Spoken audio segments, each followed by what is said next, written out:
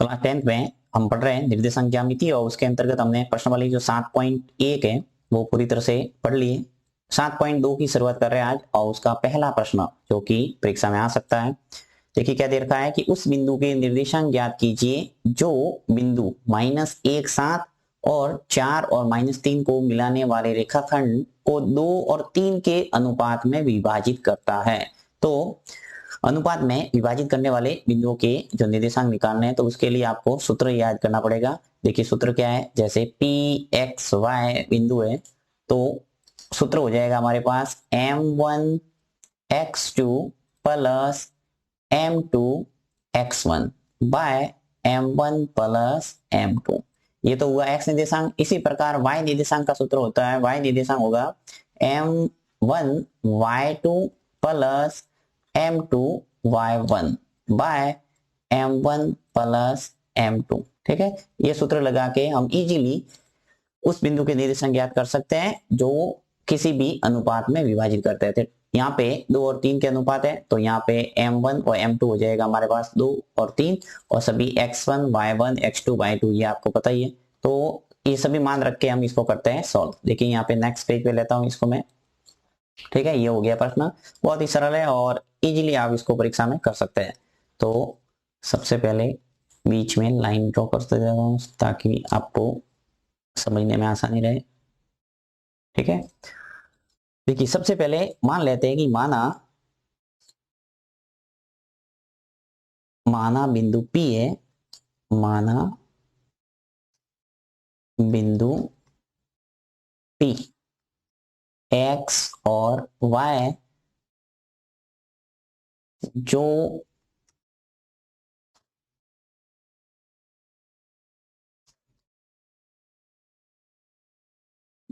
कि दिए गए बिंदु कौन से, एक तो -1 7 और 4 और -3। ठीक है, जो कि दिए गए बिंदु, आप चाहे तो ए भी मान लो इसको, दिए गए बिंदु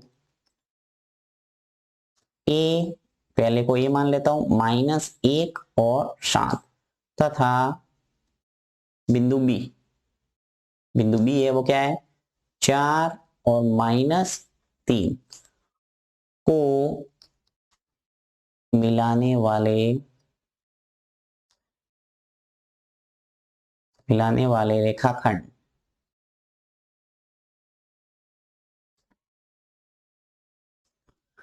वाले रेखाखंड को 2 और 3 के अनुपात में विभाजित करता है। ठीक है, हमने मान लिया कि बिंदु P है जो कि एक्स वाई मैंने माना है, वो दिए गए बिंदु A और B को मिलाने वाले रेखाखंड को 2 और 3 के अनुपात में विभाजित करता है। देखिए अब इसका अगर चित्र बनाना चाहे तो इस ढंग से आप बना सकते हो जिससे आपको समझ में जल्दी आएगा। देखिए यहाँ पे चित्र ड्रॉ करता हूं मैं, जैसे ये बिंदु है, देखिए ये एक रेखा खींची मैंने और ये ले लिया मैंने बिंदु 2। एक बिंदु है ये A और एक बिंदु है यहाँ पे बिंदु B। ठीक है, ए बिंदु है वो क्या है हमारे पास -1 और 7 और बी बिंदु है वो क्या है 4 और -3। ठीक है, अभी बिंदु ए से बी को मिलाने वाला जो रेखाखंड है, बीच में बिंदु लेता हूं मैं P x और y, ये बिंदु है वो रेखाखंड ए बी को किस अनुपात में विभाजित कर रहा है 2:3। ठीक है, 2:3 में विभाजित कर रहा है। तो बिंदु P के निर्देशांक निकालने हैं तो यहाँ पे सीधी सी सूत्र लगाना है। सूत्र लगा देते हैं, देखिए यहाँ सूत्र लगाता हूं।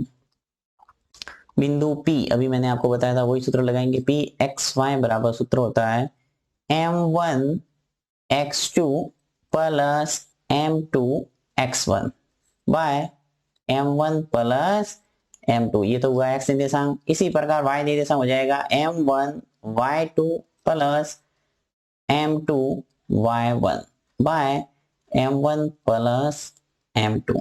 ठीक है, ये हो गया हमारे पास x निर्देशांक और y निर्देशांक। अब यहाँ पे मान रख लेते हैं, देखिए pxy हो जाएगा m1 होता है अनुपात, तो देखिए m1 हो जाएगा 2 और m2 हो जाएगा 3। तो यहाँ पे m1 के स्थान पर रख लूंगा मैं 2।